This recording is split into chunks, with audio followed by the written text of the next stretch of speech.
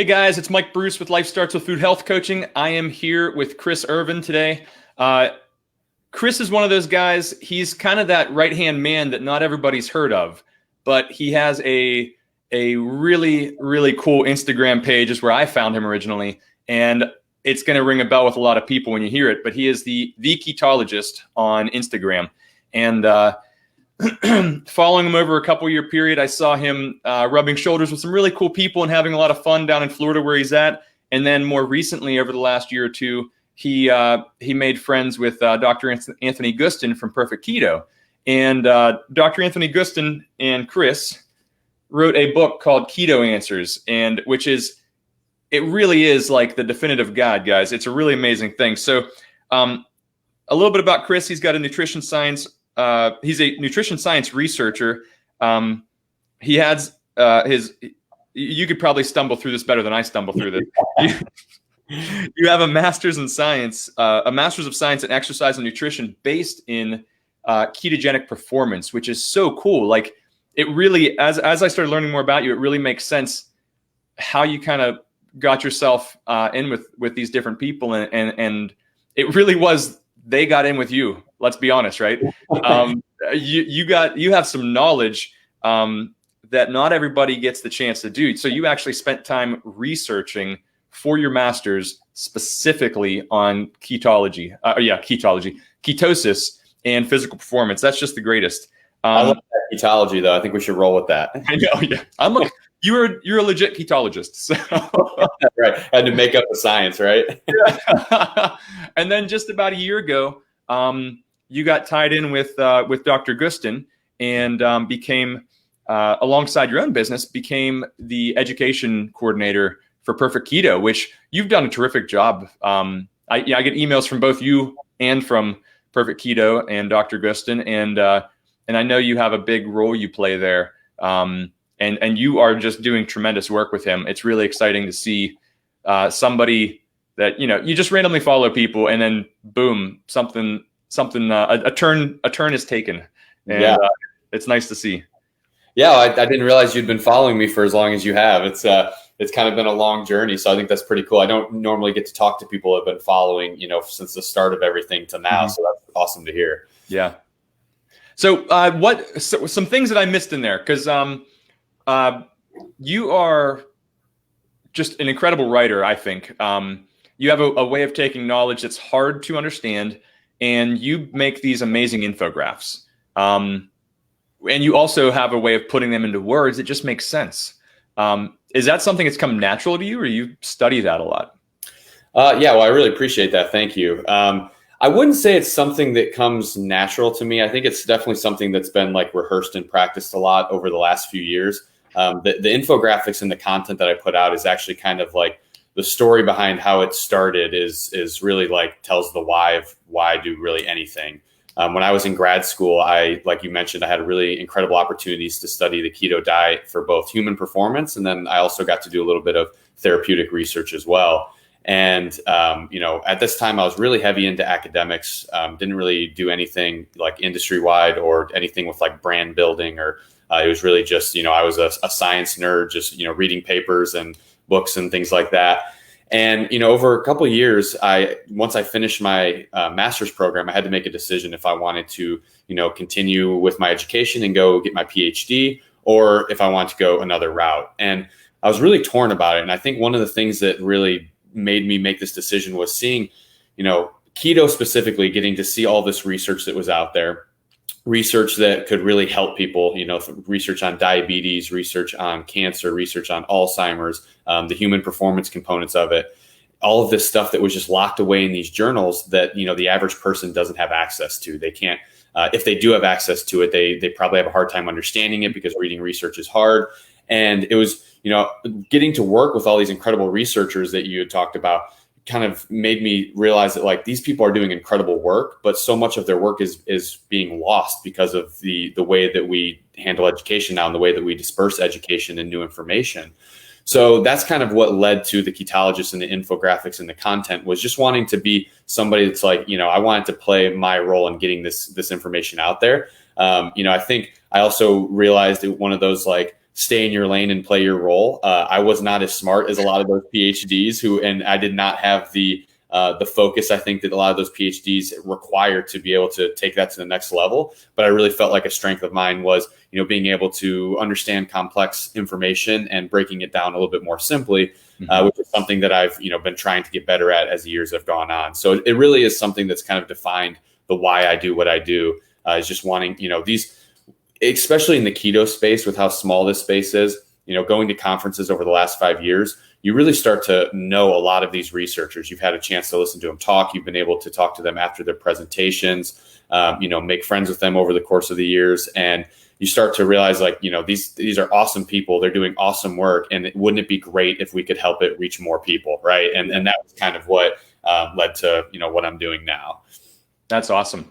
And something that you said there that resonates with me is like, you are a very intelligent guy, but you said that you aren't up to par with the guys who dedicate their research, partly because of focus and whatever else. I know people think that for me, I have a lot of knowledge. I don't research. What I do is I find guys like you that I trust. And I essentially have become an encyclopedia, right? So I can't tell you why for a lot of things, but I can tell you where I found it. And you can go take the 10 minutes to see if the person I found it from is worth following, right? And worth learning from. So I think that's kind of the superpower God gave me, was this attention span for spoken word and for conversations that's like my way of research, which is so nice to have someone like you who knows how to dive in deeper. Someone like you too, your focus, right? You excel at being able to focus for like little bits of time. And I think that's most of us, but knowing it is a big deal. Yeah. And I think, I'm very similar in that sense to you too. When I was in grad school, I was studying things really down to like a molecular level. Like at that point, what I did looked a lot different than now. I was studying biochemistry down to, the pathways and all of the proteins and, mitochondria and all of that stuff. And, became kind of, I wouldn't say an expert in this area, but really had like a strong understanding of like metabolism and nutrition and mitochondrial function, which I think plays a big role in health. And like a lot of these things that kind of laid a good foundation for understanding, health as a whole.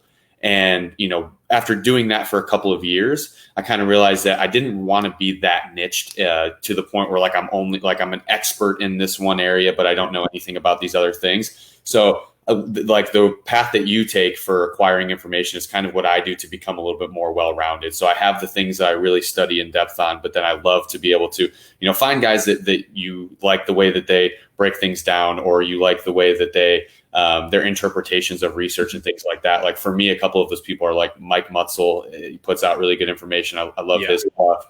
Simland is another really great guy that I love looking at his stuff. So there's just like people out there who I think, it's nice to be able to find those people, because we don't have time to become experts in every area, right? Like if you have a job, or if you have, certain passions that you have, you're going to be able to maybe dedicate enough focus to become an expert in those things. But to be able to understand everything else, you're going to have to rely on somebody that can kind of give you the high level overview. Yeah, exactly. Which is what we're doing here today. Yeah. And so because you are the guy, and I love being able to say that about people. Like, you're the guy to go to for ketology, now that we've decided that's a thing.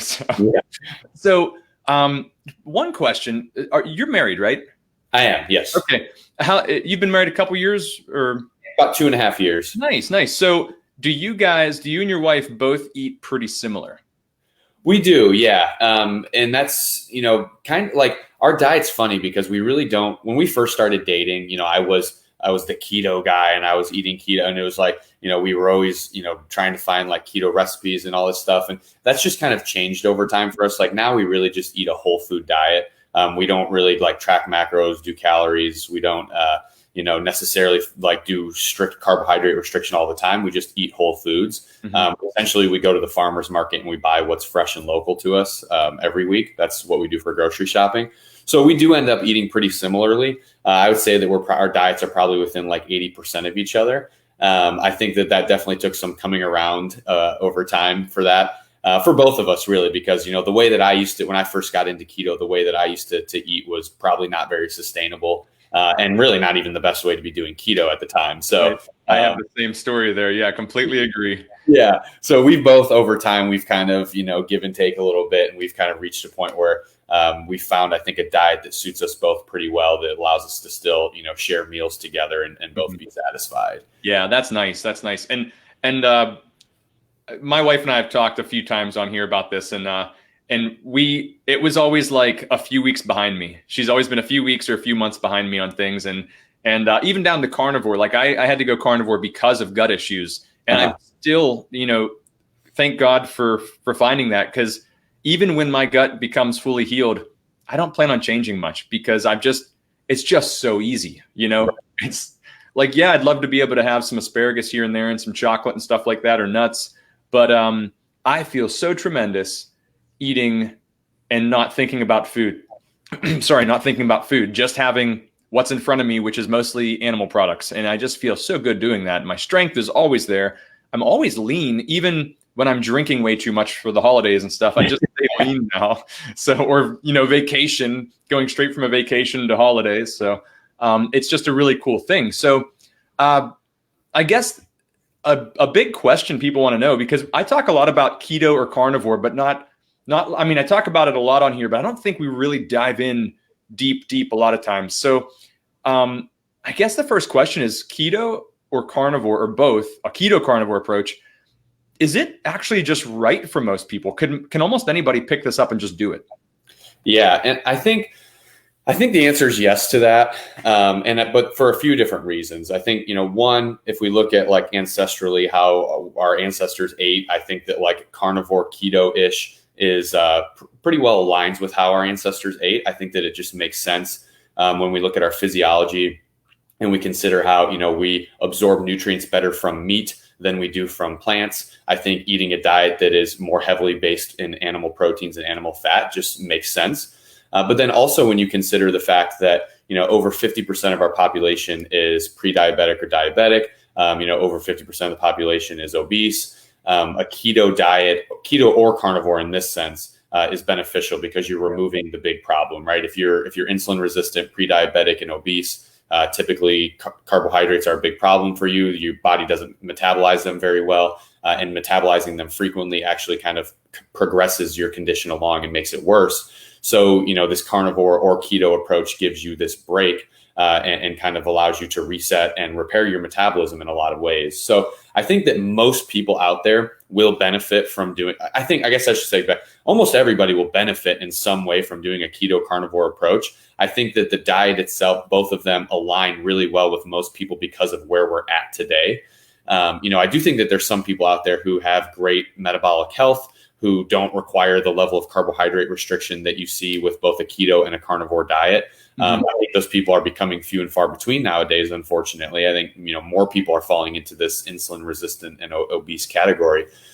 So yeah, I think that in general, the way that I like to look at it is that I think it all really comes down to carb tolerance. I think that's really the biggest thing, is like, what's your level of carb tolerance? Can you handle consuming carbohydrates?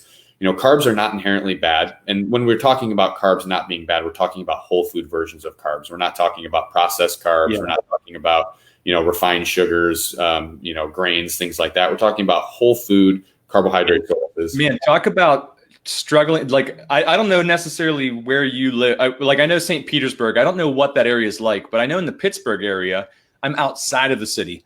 Yeah. And I work at a doctor's office that's a lower income area, and trying to explain to people what a carbohydrate is, that alone is tough. Yeah. Explaining to them what a whole food carbohydrate is. We don't really have a lot of in our little pockets. We don't have farm markets and things. So it actually is really tough to just go to the store with these people and say, like, that's a carbohydrate, So sorry to derail you, but that was something that I know a lot of people really don't understand, even carbohydrates. And, but yeah, so before you move forward, quick rundown of like what a carbohydrate is. I know that's a big derail, but a whole food versus Frankenfood, Right. Yeah, no. And I think that, I mean, this is a really important question because the way that our society is right now is like carbohydrates have become staples of our diets. I mean, it's the first things that we feed children when they can start eating whole foods. It's what, even our dietary recommendations recommend that we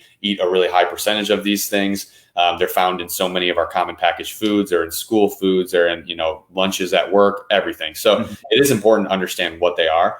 So, carbohydrates, one of the three main macronutrients. And when we say macronutrients, these are like the big nutrients that make up food that kind of give us, they really like give us like our energy and structural components that our body needs to function and thrive. So, the other two are fat and protein. Macros are more important than calories because each macronutrient impacts your bodies in different ways. So, fat and carbohydrates make really good energy sources. Protein does not make a great energy source. Protein is used more for structural things and for carrying out different processes in the body. Carbohydrates, really are an energy source. That's kind of their main MO. You consume carbohydrates, they get broken down into glucose. This gives you a rise in your blood glucose. This causes in healthy people an insulin response that drives the carbohydrates into our cells to be used for energy. This can be a great process. So I kind of get into this because I think it's important to understand this alongside with understanding what carbohydrates are. So, in people who this is functioning properly, this is a great thing and consuming carbohydrates is fine. People who fall into this insulin resistant category that we were talking about earlier in these obese categories, typically do not handle carbohydrates well. So this process of insulin driving carbohydrates into our cells doesn't work very efficiently.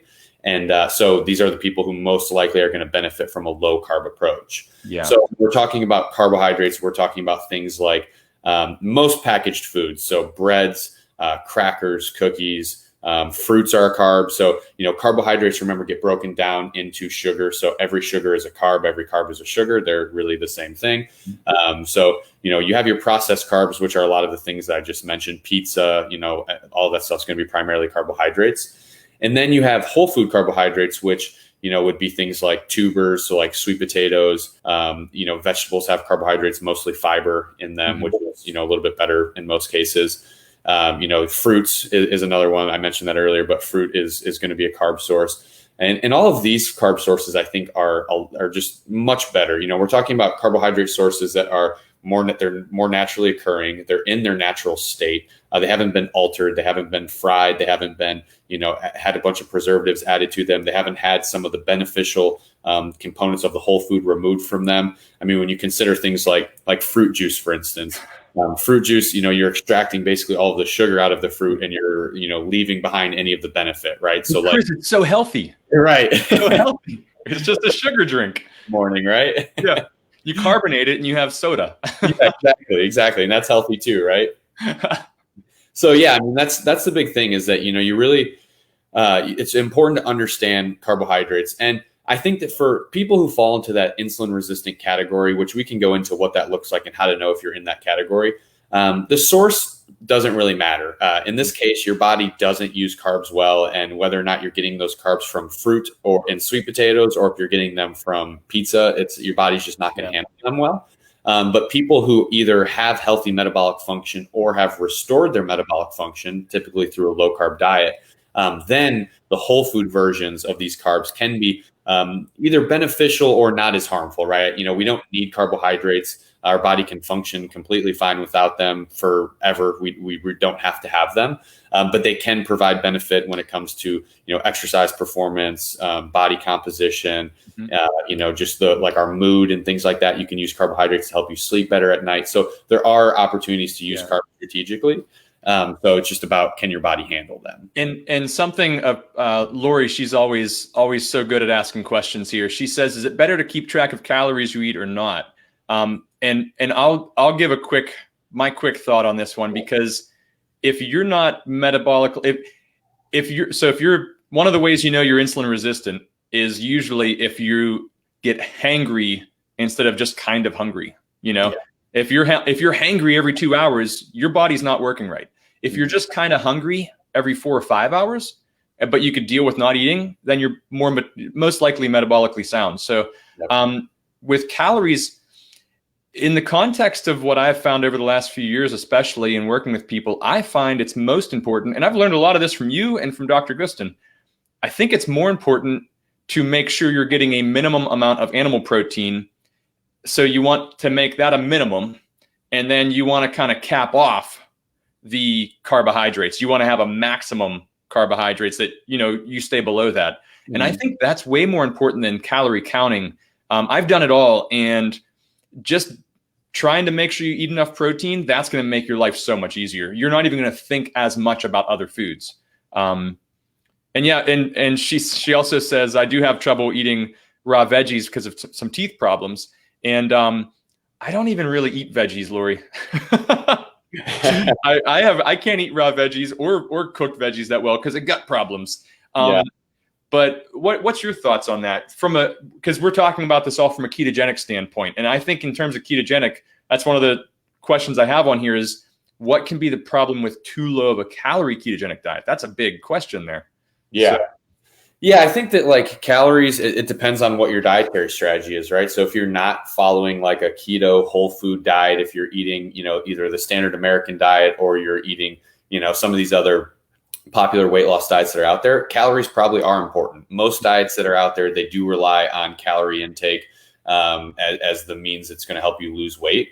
So, but what we find is that on a ketogenic diet, calories tend to matter less. So regardless of what diet you're on, calories are a single piece of the puzzle. And, there's this big argument in the space where many people are arguing that they're the biggest thing. Some people say that they don't matter at all. The truth is they matter. They're a single piece of the puzzle.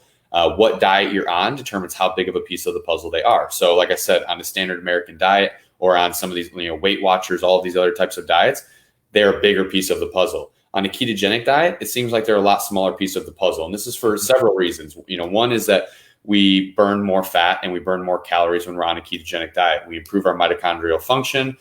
We improved our metabolism as a whole, and we see that calorie burning increases.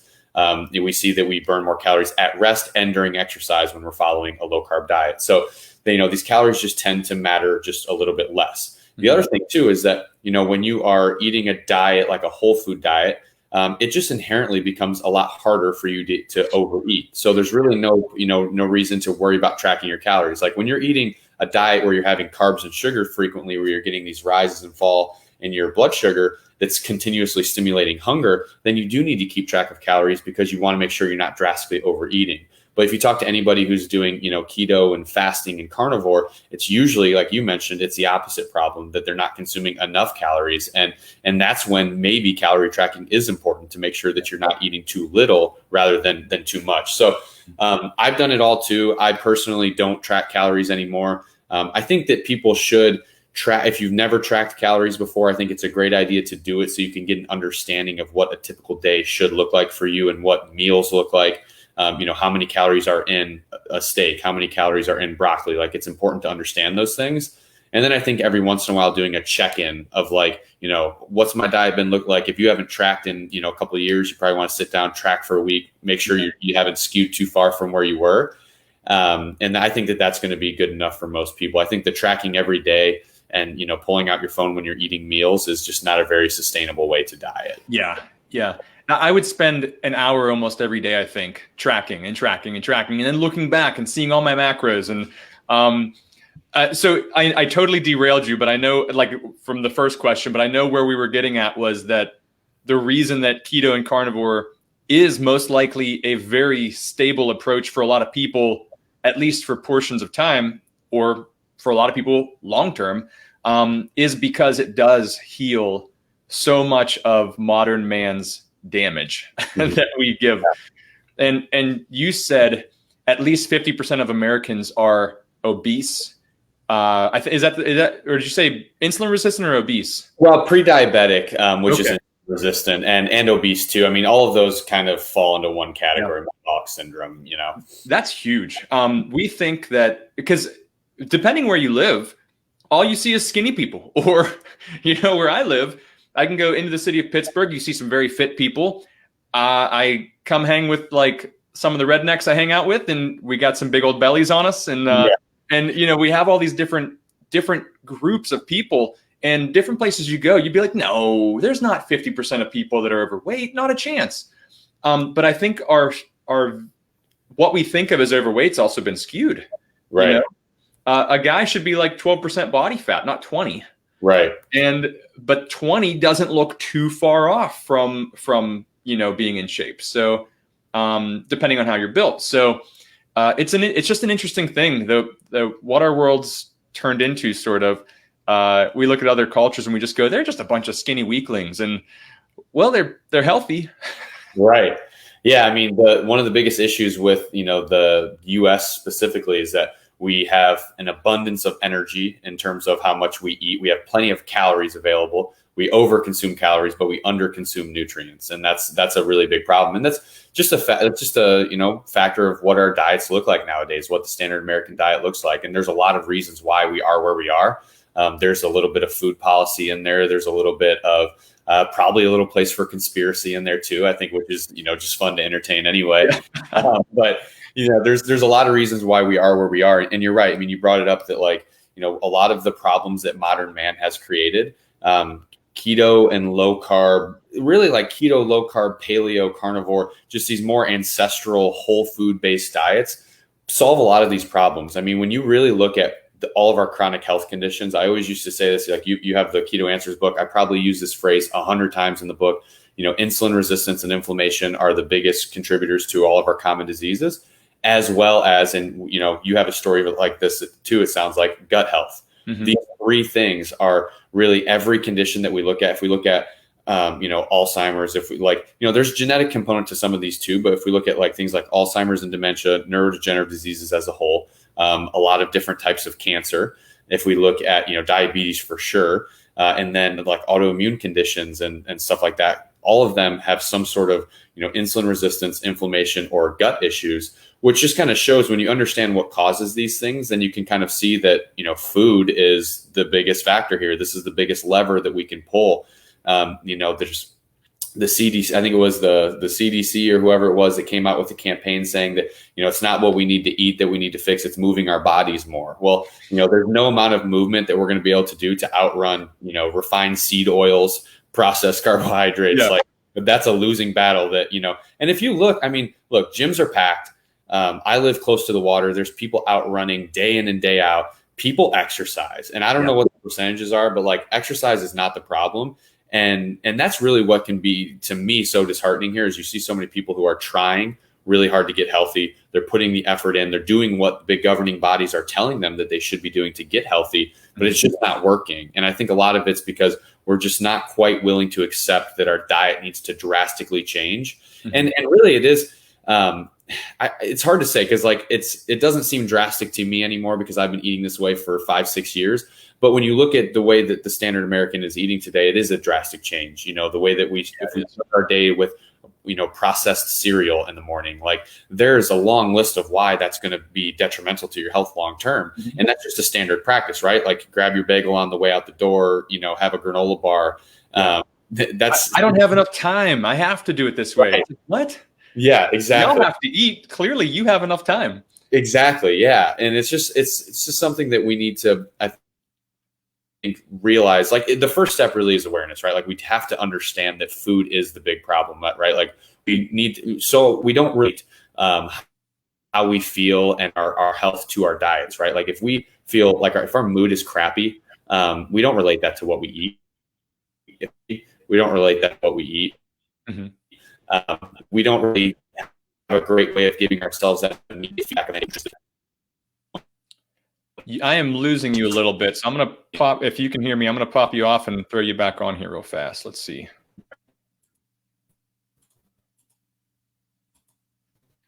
Okay, you there, Chris?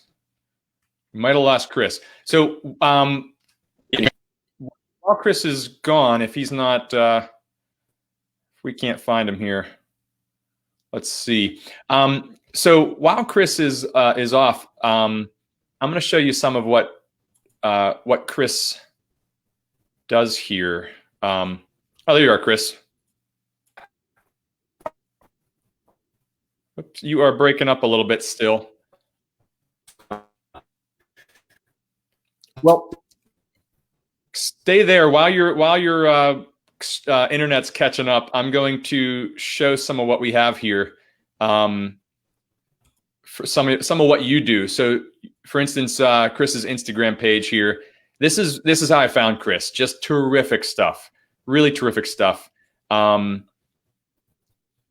like, my goodness, just I told you about his infographics, right? So he has just fun infographics. Don't even have to explain that one. Lori was asking what a day in the life looks like for us for eating, and I think this one, I'm not sure what kind of muffins these are, but I'm guessing they're a paleo keto muffin of some sort. Tons of bacon. That could be days here and there. So that's his Instagram page here. We have his Perfect Keto profile. This is actually a great one right here too on Perfect Keto. Chris, it shows what his day looks like in terms of supplements, which is really neat. As well as some food, coffee, things like that, his workouts. Perfect Keto is a great resource for learning more about Chris and just the diet in general.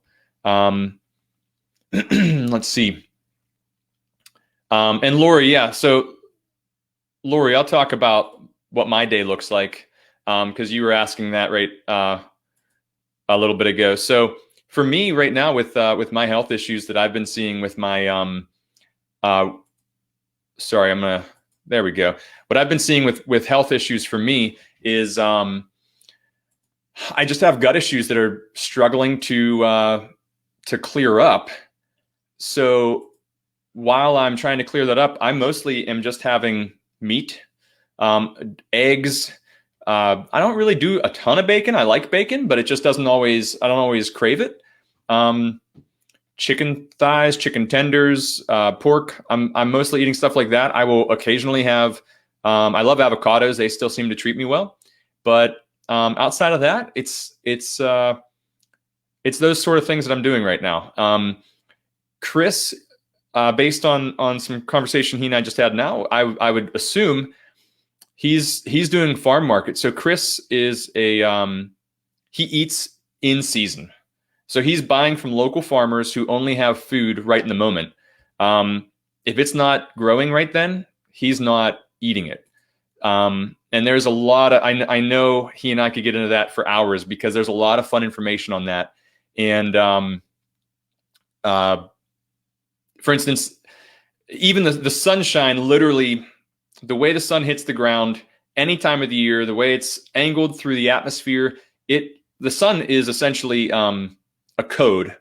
It's like software programming, and the way it enters the atmosphere and everything, and the angle it hits the ground gives a different code to the ground, and the earth picks that up, and it can tell, your body can tell, and this all sounds wacky, but there's a lot of people who can explain it better than me, but it pretty much explains and adds this code to everything growing on the ground, animals walking on the planet, as well as us. And it can give your body an understanding of when it's supposed to be eating what. So there's a reason if you end up in Costa Rica in the middle of the winter, even though normally your body doesn't handle oranges and things like that well, or apples and big sugary things that well in Pennsylvania in the middle of winter, when you're down where there's a lot more sunshine, that sunshine's giving our body a software program update as well. And your body's just able to handle a little bit more sugar than it would if you were home in cold, dreary Pennsylvania. So that's a difference there. So it looks like Chris might be just gone for the day. It's not jumping back on. So hopefully he can jump on. But what I do want to talk about is Chris has, let's see. And I just happened to reach out to him the same time that he started doing this. I didn't realize he was doing this, but he has under the education on his website. Nope, not under the education. Here we go. Under programs on his website, he has a new Carnivore Reset program that he just came out with. Again, Chris has amazing information and amazing ways to do this stuff. Amazing ways that he puts things together. And it just makes sense when you read it and when you go through stuff. So I really wanted to talk to him about this today. So I hope he's able to come back on. But what a cool program for $49. I mean, my goodness, that's less than a single session with me. So that's really cool. And I like people to be able to find a coach that makes sense to them or a program that makes sense to them. So you can see here, nutrition education on meat, carnivore how-to, carnivore food list, elimination guidelines, 28-day meal plan, supplement protocols. What I think is so interesting about this is the elimination side of things. We think that, well, as long as I'm eating good food, that's what matters most, if you believe that food matters. But honestly, the elimination of certain foods really is the lowest hanging fruit for a lot of us. And what I mean by that is, if you always have, for instance, irritable bowel, but you eat wheat and dairy, chances are wheat and dairy are going to be one of those things that causes irritable bowel. Look, food allergies right in there. So all these things just tie together and they keep working in this terrible cycle that happens. So what we want to try to find there is getting the food intolerances out of our diet, the things that are hurting our bodies, and all of a sudden things start clearing up, and you will start feeling so much better without even having, without even adding in all this amount of crazy food. You just start feeling better. You don't need to work out. I hear so often, Chris was talking about this as well. I hear so often that, well, I work out so I can eat whatever I want. Are you kidding me? That takes so much time. I eat what my body wants so that I can work out way less and look way better than most of my friends who work out so they can eat what they want.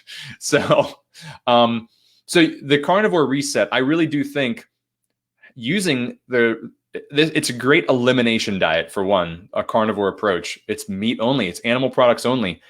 95% of the plants on this planet are actually poisonous.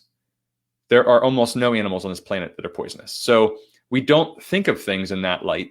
And when we do, it really changes some things around.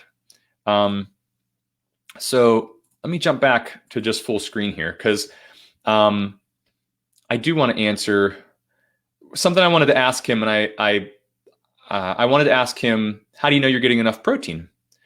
And I think, again, a carnivore approach is one of the ways to learn how much protein your body actually wants on a daily basis. So for everybody, it's going to be a little different.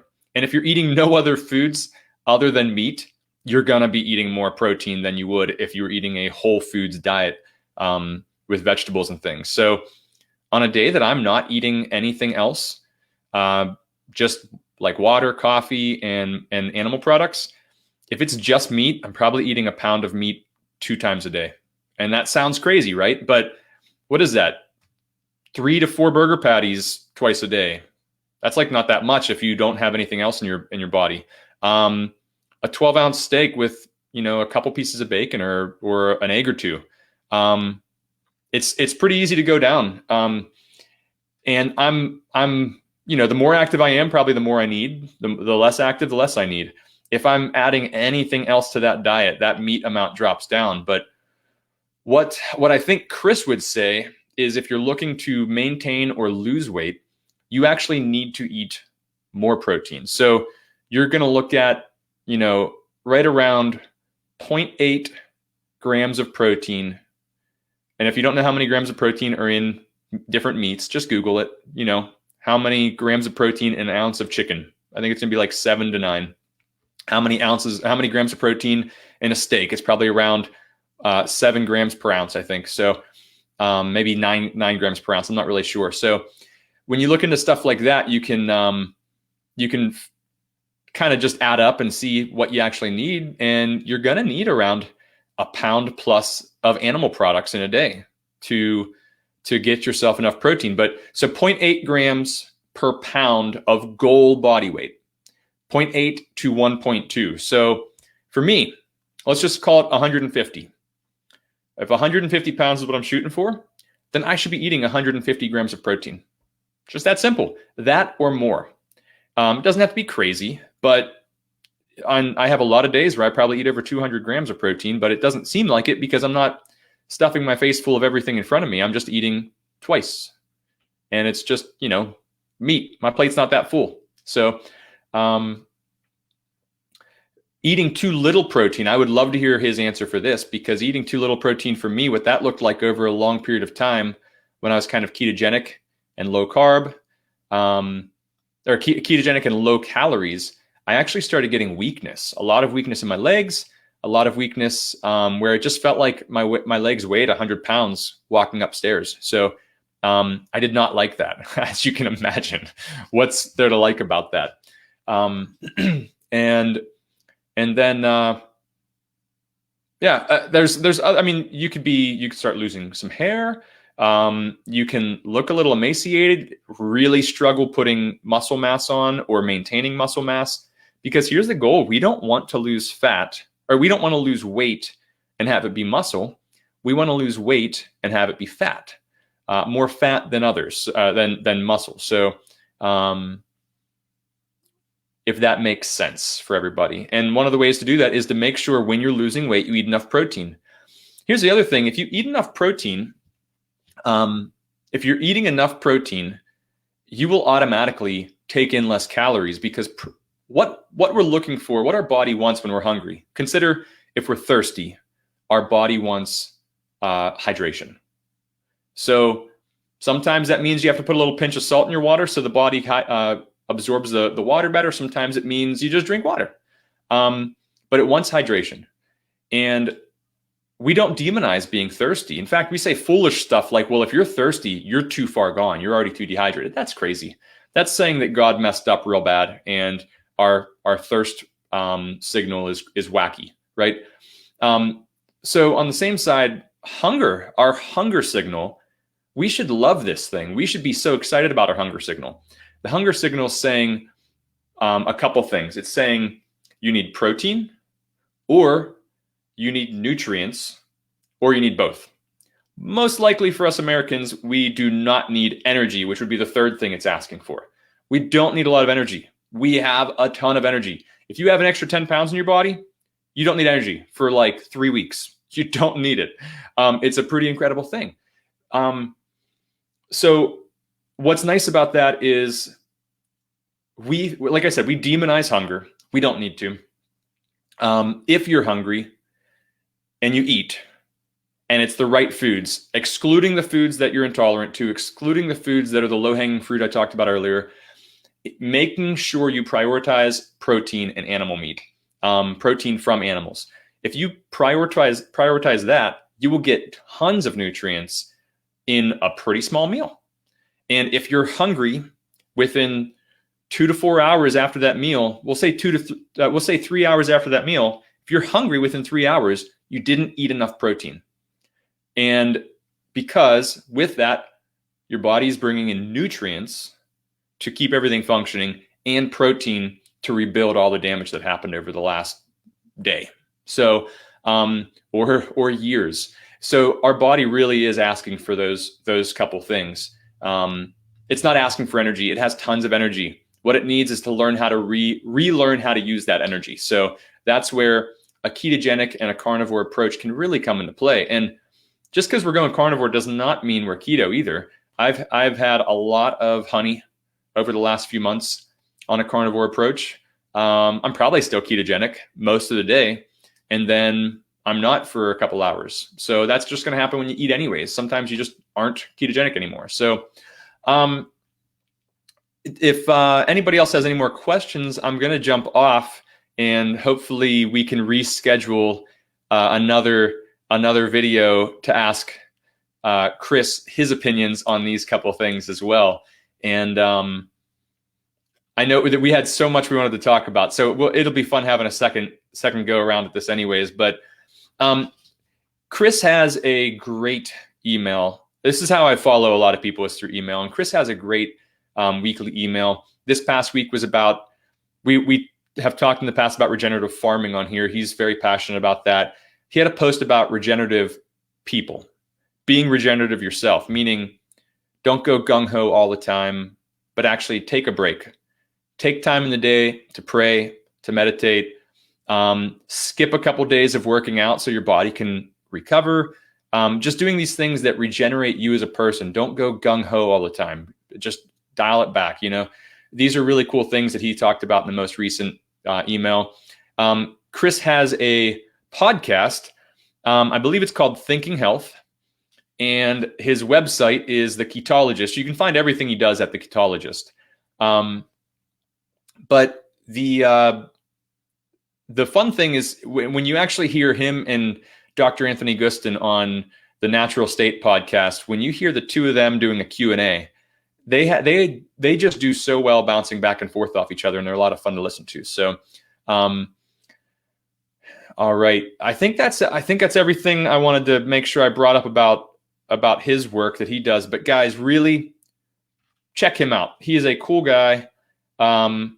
He's got a lot of good stuff going on. He's helped a lot of people in the keto industry with different programs and things over the years, and he's not been around that long yet. So it's really neat to see how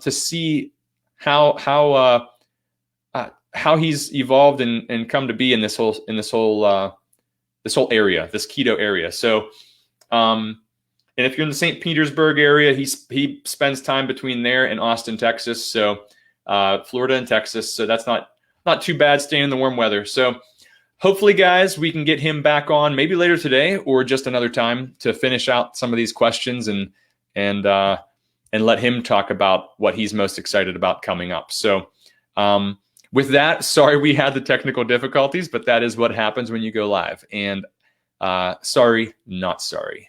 I like going live better than anything. So Lori, thanks so much for asking some questions today. And guys, if you want any coaching, you can find me here. You can find me on Facebook, Instagram, or lifestartswithfood.com. Please check it out. And please check out theketologist.com and find Chris on the interwebs. All right, guys, everybody, have a great day. And thanks so much for tuning in, and Happy New Year. God bless. I love everybody.